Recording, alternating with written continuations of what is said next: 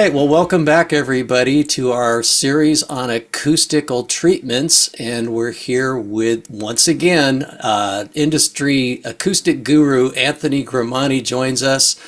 Welcome, Anthony. I understand that today we're going to be talking about low-frequency absorbers. That is correct, Mr. Rockstar Christopher Zerbe, guitarist extraordinaire.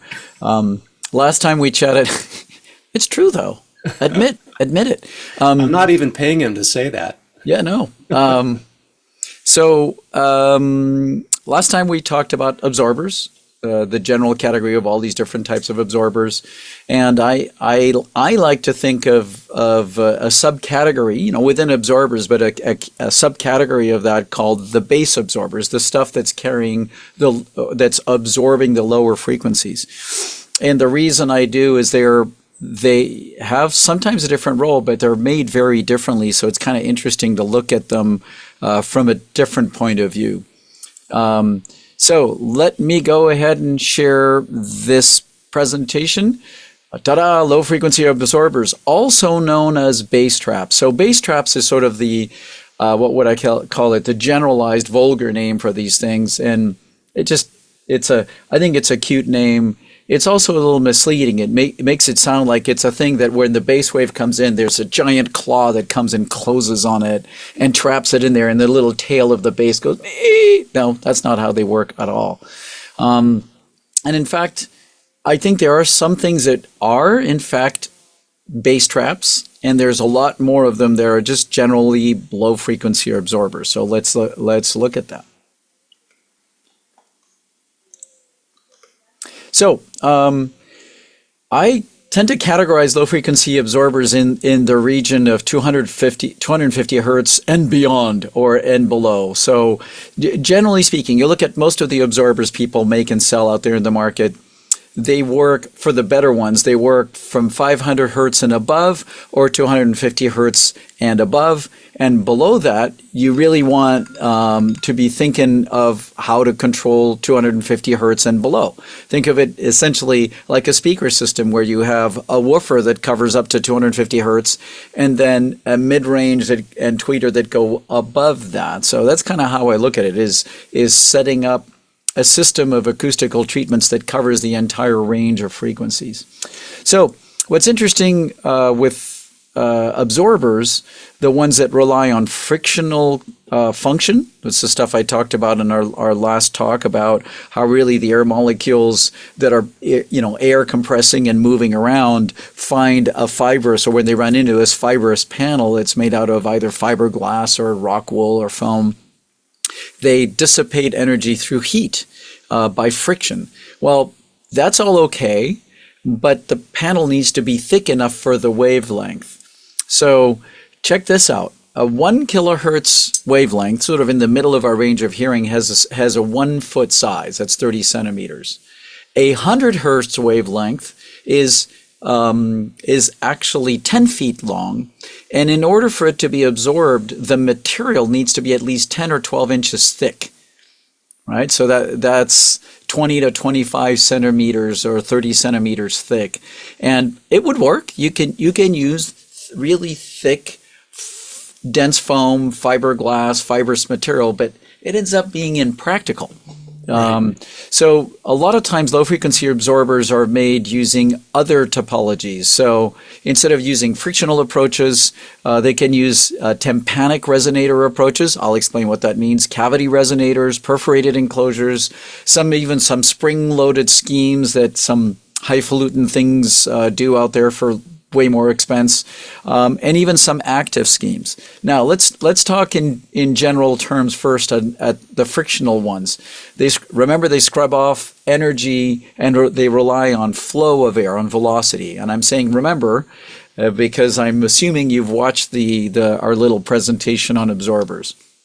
Diaphragm absorbers, on the other hand, which don't rely on fibers, they rely on what could be the equivalent of a drum head, sometimes made out of dense rubber, sometimes made out of plywood, whatever. They rely on pressure. So rather than the air energy going back and forth inside this fibrous material and dissipating into air, the wave pressure pushes the diaphragm and deforms it. And in deforming the diaphragm, you again convert the mechanical energy of the sound into a deforming energy, a flexural energy, which also generates heat, but through a totally different process. What's cool about diaphragm devices is you can make a 50 hertz absorber only this deep. Wow. Of a diaphragm. I'll show you a little later a chart of how that works. There's also a thing called Helmholtz absorbers, named after the researcher and mathematician and physicist Helmholtz from the 1870s.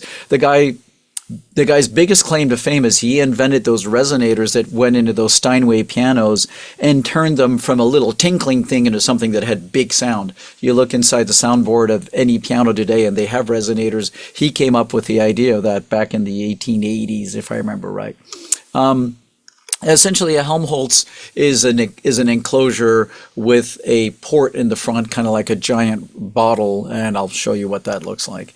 There's other strategies too. So let's take a little bit more of a dive in here. As a reminder, frictional absorbers, which can work for upper bass frequencies as long as you're willing for things to be really thick.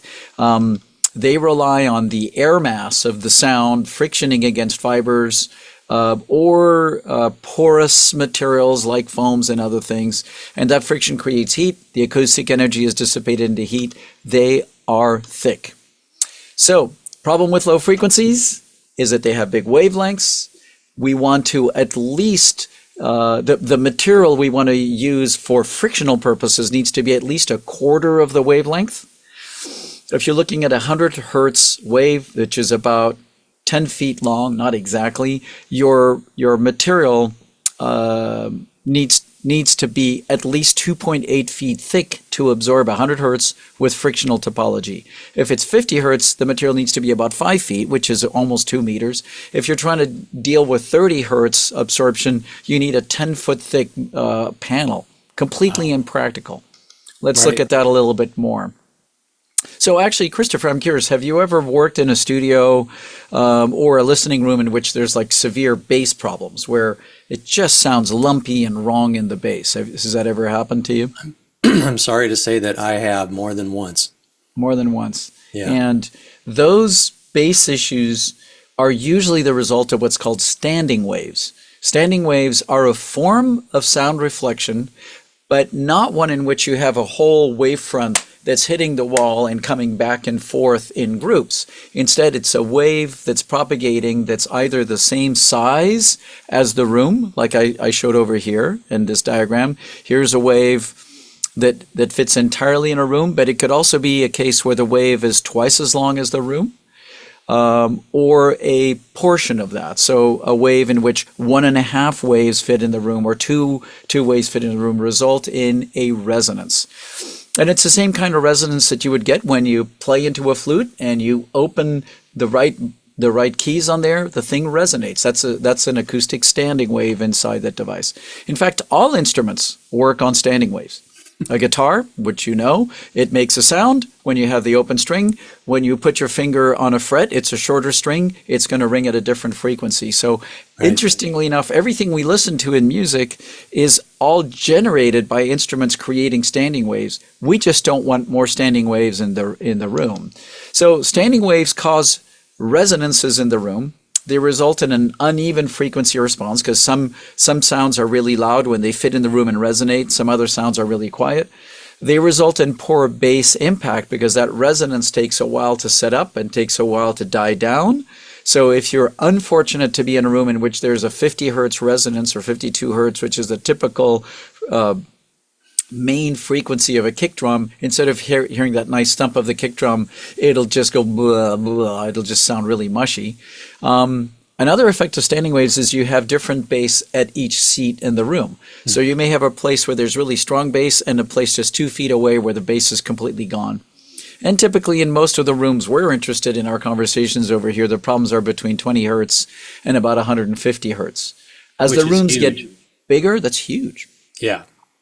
So that's for rooms that, start at 15 feet long maybe and go up to about 30 or 40 feet long.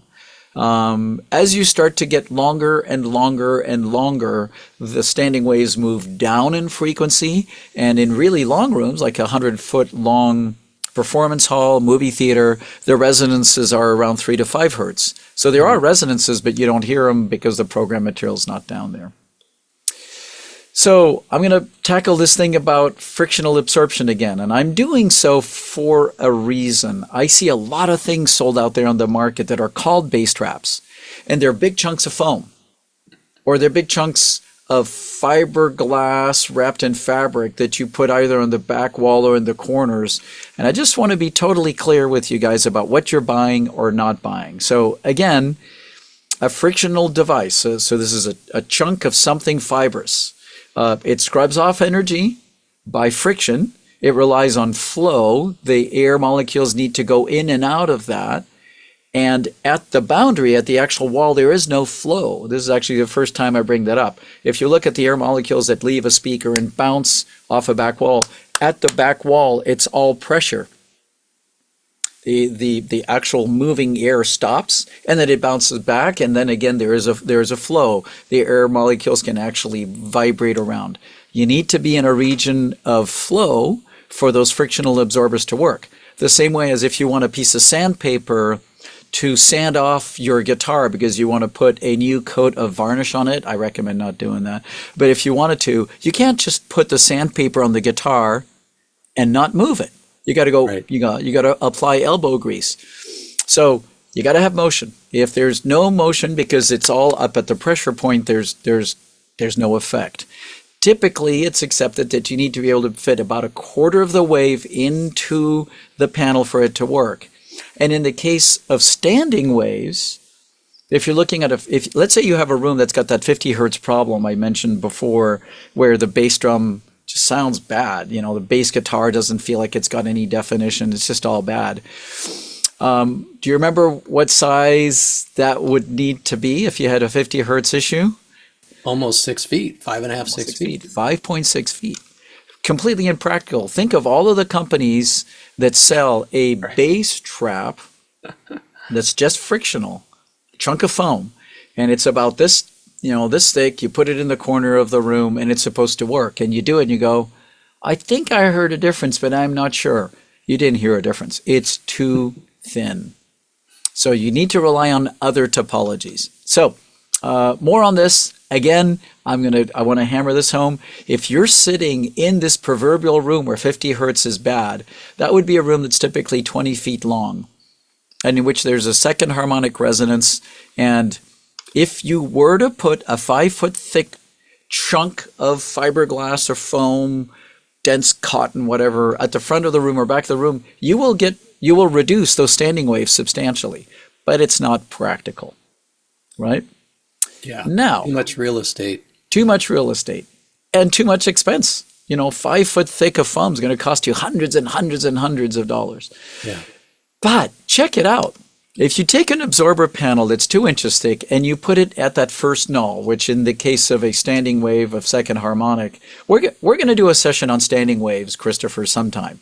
We're going to just take a half an hour just to talk about standing waves. I'm just kind of running into this because that's the most common thing that a bass absorber needs to deal with. But if you take a 2-inch thick panel or a 4-inch thick panel and you put it at this first null, which is a quarter of the way in the room, it is going to act right here where there's no pressure, because that's the null, and where there's no pressure, there's high particle velocity. That's just a law of physics. You may remember that's called Boyle's law, PV equals nRT. So, interesting. If you have a room that's too long for what you want, like it's too narrow for the length, and you have a standing wave problem, the bass is lumpy, you can actually get a 2-inch thick panel, or 2 or 3 of them, and lay them up as a fake wall a quarter of the way into the room, either with some simple framing or whatever, and you'll deal with the bass standing waves without actually having to buy 5 foot worth of frictional material. There. How to save money. Yeah. So let's talk about something else. Basically, frictional approaches are not a good idea when it comes to dealing with the frequencies below 150 to 100 hertz, especially for standing waves. So There's other approaches. Diaphragm absorbers, sometimes also known as tympanic or flexural absorptions because they flex. The idea there is to either buy or build a box that you put on the wall here or there at certain locations in the room that are made to flex and resonate at the frequency you have a problem with in the room. So let's say 50 hertz. If you go on the internet and you look for equations for how to build those, a bunch of different people, but you can build a box that's about this deep, 4 or 5 inches deep, that you put a little bit of low to mid density fiberglass inside and put a panel of the right thickness of plywood or other semi-rigid material. And following the equations, you can actually get it to ring at 50 hertz. So check it out, at 50 hertz, rather than the wave hit a wall unimpeded and come back, now it's meeting something that's actually going like this. And when it's going like this, it changes the phase of the reflection and also absorbs some of it because that flexing creates heat. So that's a good way to do it and doesn't have to be too thick. However, it's unreliable. How is it unreliable? Well, most of these diaphragm absorbers are made with plywood or other material that is sensitive to temperature and humidity for its mass and flexure. So you make a box today, it's designed for 50 hertz, you build it, you test it, and it rang at 51 hertz, close enough. And then let's say today is a sort of an average humidity and temperature, and then tomorrow it gets really warm and really humid, and you retest the box, that diaphragm's going to ring at a different frequency. So suddenly your room sounds bad, unreliable. So what some people do is they build a whole bunch of them of different frequencies. So you line the whole room with all these different boxes that, ring at 30, 35, 40, 45, and now your room is covered with these things. It's a way to go about it, but not a very good way to go about it. So let's look at another topology, what's called Helmholtz absorbers. So here's a kind of a very rough schematic of it. It's a box with a pipe in front. Go on the internet, you'll find a million and one. That may be an exaggeration. You'll find at least 10 different sites that give you the equations for the size of the box and the size of the port and what you put in the box if you wanted to deal with something at 50 hertz. Okay. The more absorption you put in the box, the more insulation you put in the box, the broader the range of the absorption and the less efficient it's going to be at any one frequency, but it's going to cover a broader range of frequencies. So in order to design these things, you got to all start off by knowing what frequency you have a problem with, and then you build it or you buy it. There's some people who works them. They work pretty well down to 80 hertz. Lower than that, they've become so huge it's really impractical. So the design of it is a little complicated, although with what you can find on the internet, it's pretty quick. But the big but, or however, they're inefficient. What I mean is the absorption is limited to the size of the port. So you need to have a lot of them. If you just build one box, let's say you find an equation and you build a box that's this big by this big by this deep, and you put a port that's 8 inches on it, you go, wow, this thing is working superbly well. The way you know it's working is maybe you put a speaker at 80 hertz or 85 hertz by it and you'll hear the resonance. It's only absorbing over that range. So it's too specific. It's very specific. If you put it in the corner, if you put one in each corner of the room where you have a known standing wave in that region of frequency, maybe it will affect it quite right. So this is precise but inefficient. So then there's a combination of those two things, which is you build a box that is tympanic, in which the front face does flex, but you actually perforate it to where you get a combination of a tympanic absorber and a Helmholtz absorber all together. There again, you go on the internet, you'll find some equations for how to do this. Be prepared to spend some time with woodworking tools to make it work and test it out and all this other stuff. You wrap it with fabric or you keep it exposed, whatever.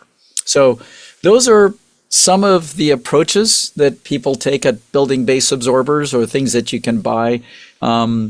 They're not always pitched appropriately by manufacturers. Oh, my phone is ringing. I'm going to tell it to go away. They're they're not always pitched quite right by manufacturers. Most people don't give you the data that shows here's what it really does. And some of the data is doubtful. I'll just mention this. The way a bass absorber should be measured is very different than the way a mid and high frequency absorber should be measured, because it's not working in the same way. And there is actually not an established standard for that. There's a move afoot within some of the committees out there to come up with a standard. I'm kind of one of those people on some of these conversations, but there it is. When you buy one of these, be careful. Make sure it has the right topology and is not just a chunk of foam or fiberglass, but it looks like it's got a tympanic membrane on it. Something that's a combination, like I just showed you in the slide before, is a good way to go. Yeah, well, that sounds kind of like the Sonatus traps that we have here. If you've got a second to take a peek, I'd love to show them. Oh, cool. Yeah. I do have to run to a meeting, but let's take a look at what you've got here. Sure, let's see. real quick. Yeah. So, yeah, if you can share that. Cool. Okay. Yeah, so here's this thing called the deco trap. Tell me about this a little bit. Well, the thing that's great about these, or one of the things that's great, is you'd mentioned how much room, these types of devices can take up in a recording space or a home theater. And so the deco trap's great because you can see from the shape of it, it's really made to go into corners. And in doing so, it's taking advantage of that shape to take up the least amount of room, but do the most amount of low frequency absorption. Mm-hmm. And we've got different finishes, like you might have seen before, with the other Sonatus products of the wood front, which you can see there in different colors and different style, like the maze there and the quad, which is, we're going back and forth on them. But yeah, there's different aesthetics there. They're highly effective. They're not too large. There's different finishes, and you can see from the frequency range that they go all the way down to around 60 hertz up to mid-range of 500. So with a combination of these plus some of the Sonatus higher frequency absorbers and some diffusion, which we're going to get into in our next video, you're really going to be looking at a comprehensive system that's very high quality, long lasting, and really doesn't break the bank. That's what I think is so great about it. Yeah, when I look at these, Christopher, what I see is that thing I just talked about, which is a combination of functions. So you've got a membrane that's either perforated with this kind of cool looking maze shape or this Morse code shape, I would say almost. And it is floated onto a chunk of this dense polyester foam. So you have a damped tympanic or membrane absorber that's in the corner that works down to 60 hertz, not below, because that's all you get out of that dimension. Right. And that's really cool. So what's nice about this is, in fact, so I mentioned 50 hertz as a resonance. What I found over the years of doing this, and I think I've been in about 1,200 rooms measuring them at this point. Most of the standing waves in most of these rooms are centered around 70 hertz. There are some standing waves lower, but if you look at the main zone of standing wave density, it's 60 to 80 hertz in most of the kinds of rooms you and I are in for, again, mixing, to an extent recording, and certainly listening rooms and home theaters. So that fits the range. And yeah, it looks like it's not going to take up too much room, and you've got a bunch of different colors. So that's cool. That's cool. It's very, very cool stuff. All right. Listen, I know you've got to get rolling, so thanks so much again for spending time with us. We really do appreciate it. Great to hear from the expert on everything. And as we've got on the screen here, on our next video, we're going to get into scattering and diffusion. So please come back and be sure to watch that as well. Right. Well, thank you, Christopher. Thanks for listening, and you guys who have been watching things, thanks for giving us a bunch of your time. I hope you found it interesting. Yeah, right on, man. We'll talk soon.